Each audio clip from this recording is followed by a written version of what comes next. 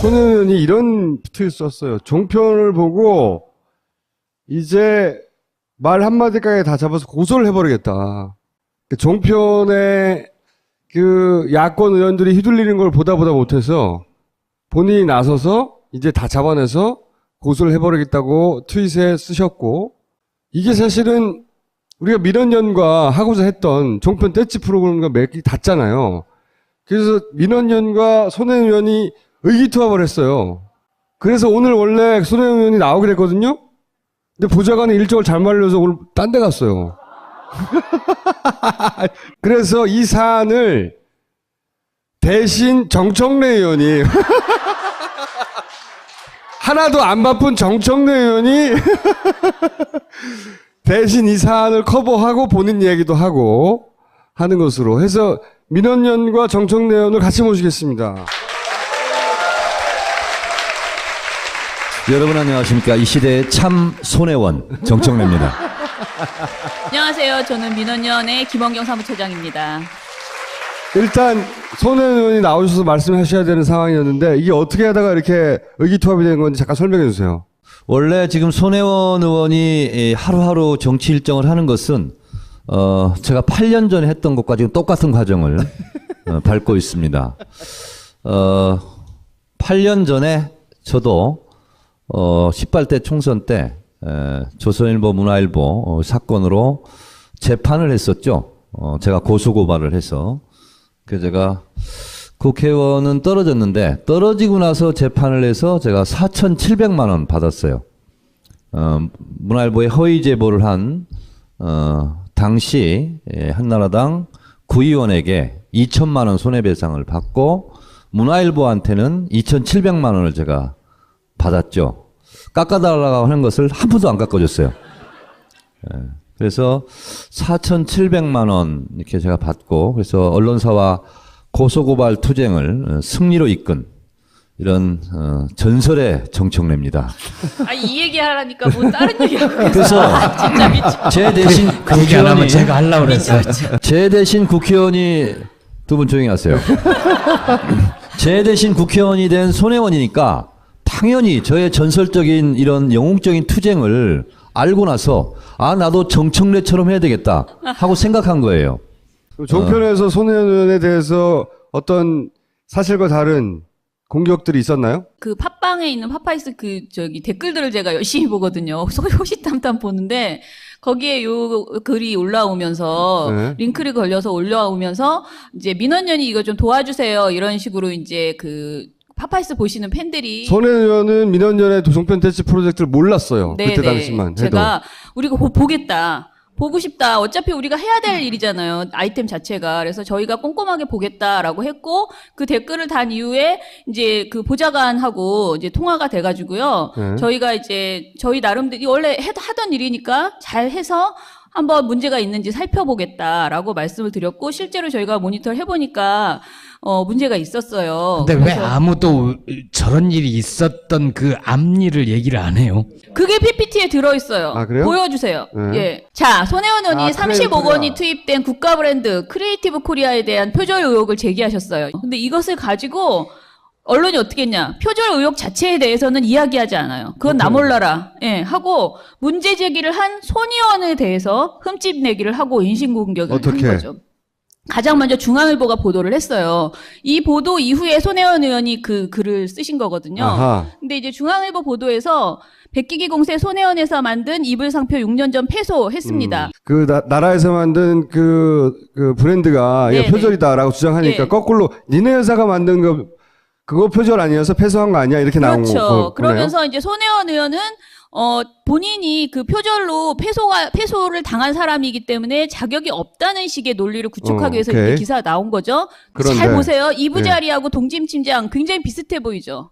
진짜 표절 의혹이 있어 보여요. 이걸 보면은. 네. 그런데 네. 자, 지금 저 동진침장 저 빨간색은요. 네. 패소한 이후에, 그러니까 이부자리가 패소한 이후에 새로 만든 로고였던 거예요. 아하. 그리고 실제 동진팀장이 그 법정에서 가서 싸워서 이겼던 로고는 저 밑에 있는 디귿 아, 요거. 동진팀장입니다. 요거하고 요거. 예, 요거하고 저 빨간색하고 무슨 차이가 있냐면요. 이것은 명백하게 동진팀장의 디귿을 형상화한 그러네요. 것이고요. 예. 이부자리는 이부자리의 이자를 형상화했던 것이었어요. 그래서 이때는 1심, 2심에서는 이부자리가 이겼어요. 근데 이제 그 대법원에서 동진팀장이 마지막에 이제 이기게 되었더라고요. 이게 어떻게 동진팀장이 이기셨지, 그걸로? 어쨌든. 근데 그 이기게 된 사유가 뭐냐면요. 정확하게 이부를 개어놓은 형상을 이부자리가 따라했다는 것 때문이었어요. 논리가. 근데 그게 굉장히 어쨌든. 기발한 논리였던 게 그전에는 디귿과 이였기 때문에 표절을 인정되지 않았는데 아하. 동진팀장은 이제 디귿을 완전 포기하고 이건 우린 이부를 갠 모습이었다. 아하. 그런데 이부자리도 이부를 갠 거를 형상하지 않았느냐. 이렇게 해서 어쨌든 이 디귿과 이거면은 표절이 아니라 해석의 문제도 그렇죠. 완전히 달라질 수 있는데 네, 어쨌든 네. 중앙일보에서는 마치 이거를 표절해서 예. 애초에 저거 두 개가 표절이 음. 됐던 것처럼 굉장히 큰 오해를 낳을 수 있는 사실관계가 보도를 한 완전히 거죠. 다르네요. 네네. 예. 손혜원 의원 측에서 이것에 대해서 항의를 했어요. 그랬더니 바로 당일날 2시 30분에 첫 기사가 올라오고 15시 11분에 기사를 수정합니다. 아까 저희가 말했던 그 동진팀장과 이부자리의 로고를 추가를 했어요. 그러면서 우리는 기사를 수정했다. 이렇게 이제 했죠. 그러면은 중앙일보가 첫 보도를 했거든요, 이 내용을. 그럼 이 보도를 이후에 받은 언론사들은 최소한 그 3시 반 정도서부터는 이거 요걸로 해야 되는데. 요걸 사용하면 안 돼요. 빨간색 지금 테두리 한 거. 네. 저걸 사용해야 되는데 같은 날 TV조선 메인 뉴스쇼 판이라는 아주 유명한 메인 뉴스에서 어떻게 했는지 보세요.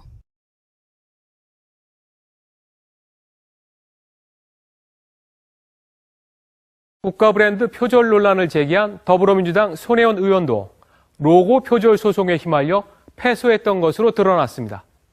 또 광고 디자인 회사의 대표로 있다가 남편에게 대표직을 넘겨준 상태에서 유관 상임위에 배치돼 논란이 예상됩니다. 침구류 제조업체 동진침장의 회사 로고입니다. 이불을 개놓은 모양을 본뜬 것으로 지난 2001년 특허청에 상표로 등록했습니다. 그런데 2년 뒤 경쟁사인 이부자리가 비슷한 상표를 등록합니다. 교묘한 사실 왜곡이네요. 예, 중앙일보가 정정을 한 게 3시인데 이거는 저녁 8시에 한 보도거든요. 그러면 당연히 반영했어야죠. 그러니까 제가 쓴 게 게으름이냐 악의적인 의도냐 그건 알 수 없다는 거고요. 또 하나는 채널A에서는 이 사건이 뭔지 너무 복잡해서 이해를 못 하시나 봐요. 그래서 막 굉장히 복잡하게 사실관계 파악이 안 되는 그런 보도를 했습니다. 그래서 한번 보세요.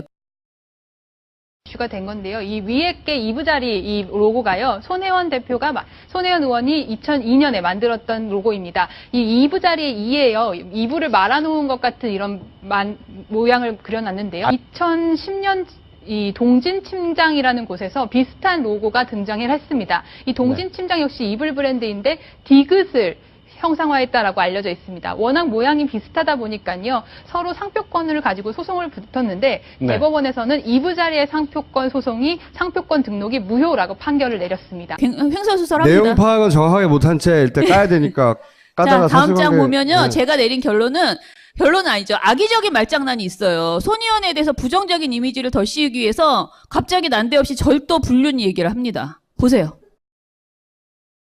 근데 이제 문제는 절도의 그 전과가 있는 사람이라 하더라도 도둑질은 나쁘다라고 분명히 얘기할 수 있어요. 비판할 수 있고. 하지만 서영교 의원도 그렇고 손혜원 의원도 그렇고 이런 비판을 받는 이유는 자기 반성이 없다는 거죠. 자기 반성이 없다. 예, 내가 하면 로맨스고 남이 하면 불륜이고 그 불륜에 대해서 아주 정말 지나칠 정도의 비난을 가하고 하니까 결국 이런 역풍을 맞게 되는 거다라고 그렇게 생각을 합니다. 표절의 의혹을 제기할 자격이 없는 사람이 이걸 했다. 이런 말을 하고 싶었던 거죠. 예. 이 대목에서 예. 특허청 상표 등록을 할 때요. 표절 같다 그러면 안 받아줍니다, 일단. 그래서 특허청에서 일단 받아준 거예요. 예. 손혜원 의원의 말은 이거예요. 그 이부자리에서 우리가 소송에 대해서 적극적으로 방어를 못해서 이런 결과가 나와서 미안하다. 라는 거였거든요. 그 완벽하게 표절이었다 어쨌다 그러면 거래를 끊어야 되거든요. 근데 거래를 계속 했다는 거죠.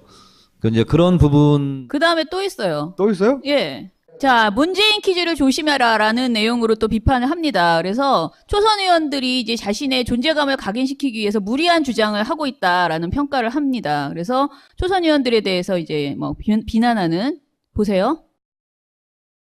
그러니까요, 글쎄요. 예. 조홍천 의원, 표창원 의원, 손혜원 의원까지 문재인 전 대표의 퀴즈들이 구설에 오르고 있어요.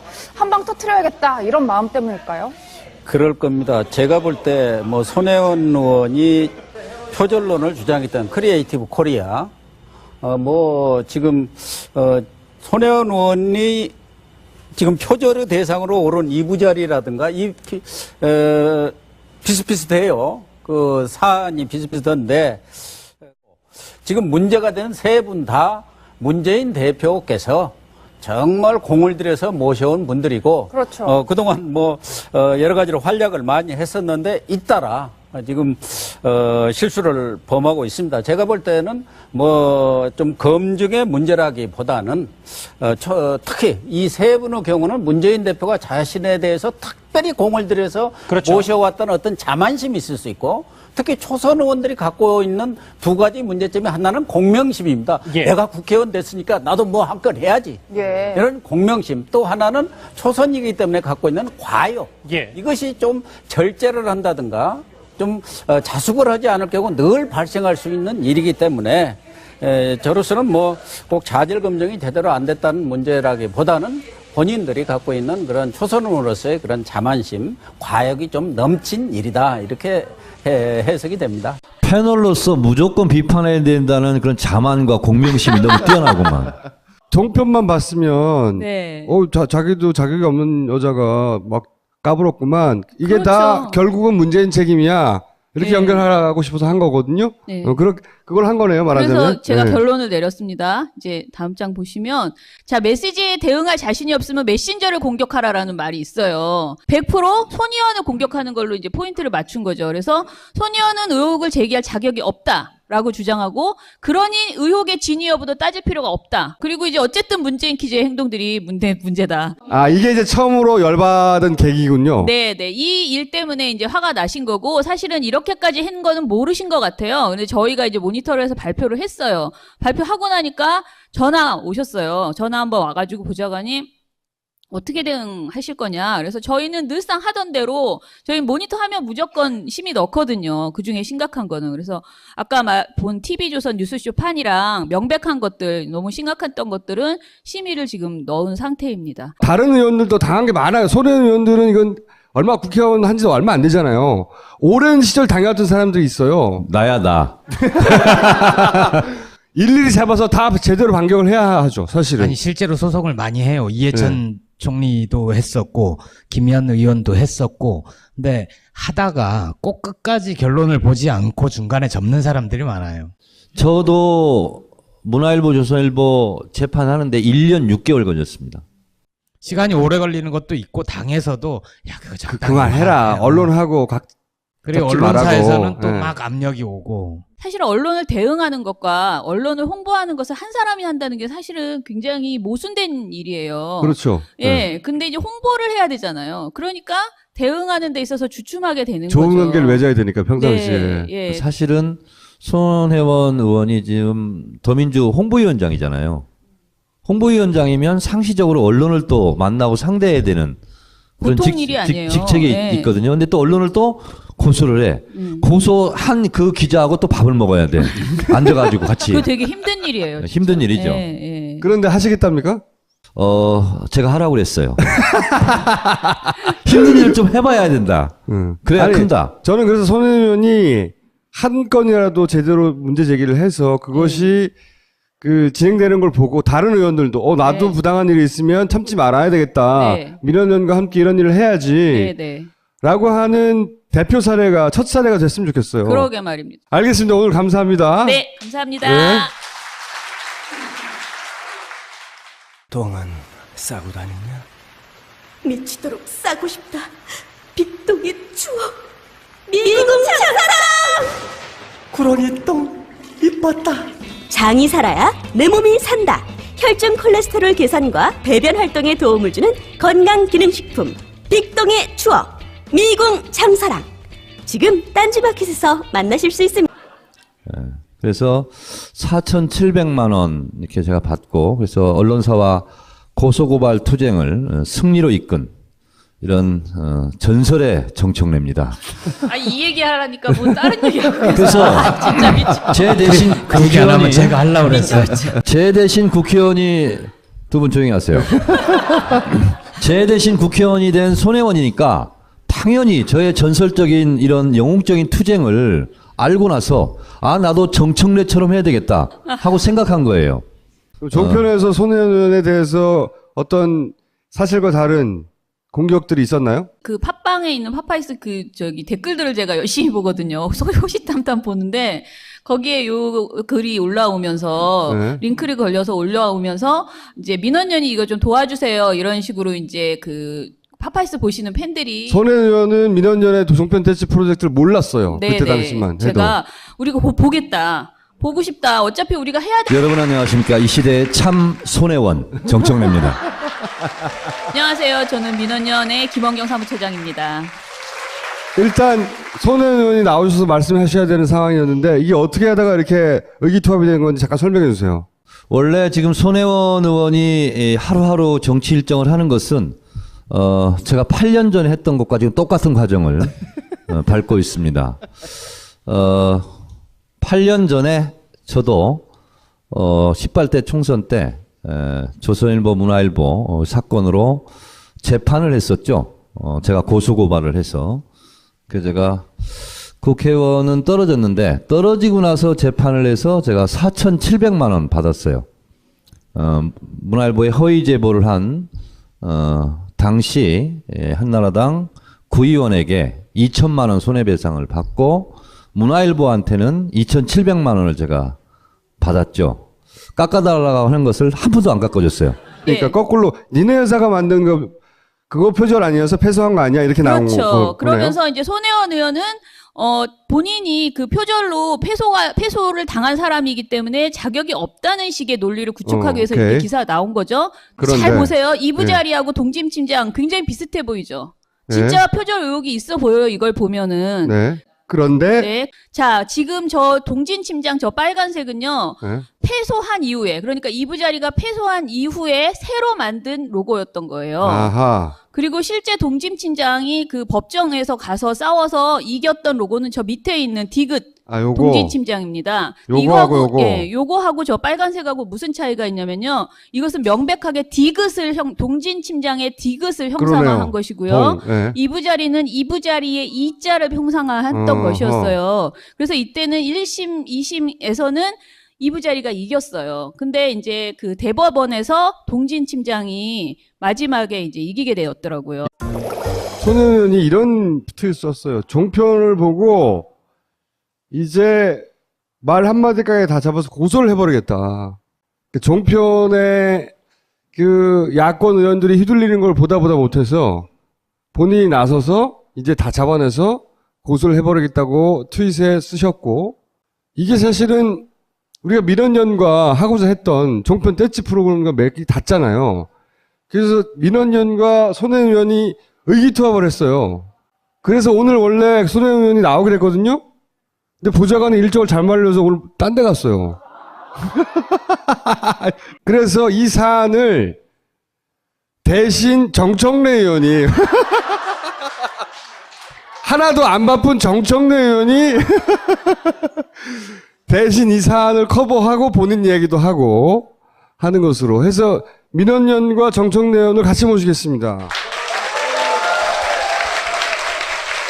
될 일이잖아요. 아이템 자체가. 그래서 저희가 꼼꼼하게 보겠다라고 했고, 그 댓글을 단 이후에 이제 그 보좌관하고 이제 통화가 돼가지고요. 저희가 이제 저희 나름대로 원래 하던 일이니까 잘 해서 한번 문제가 있는지 살펴보겠다라고 말씀을 드렸고, 실제로 저희가 모니터를 해보니까 문제가 있었어요. 근데 왜 아무도 저런 일이 있었던 그 앞일을 얘기를 안 해요? 그게 PPT에 들어있어요. 아, 그래요? 보여주세요. 네. 예. 자, 손혜원 의원이 35억 원이 투입된 국가 브랜드 크리에이티브 코리아에 대한 표절 의혹을 제기하셨어요. 근데 이것을 가지고 언론이 어떻게 했냐? 표절 의혹 자체에 대해서는 이야기하지 않아요. 그건 나 몰라라. 예, 하고 문제 제기를 한 손 의원에 대해서 흠집 내기를 하고 인신공격을 어떻게? 한 거죠.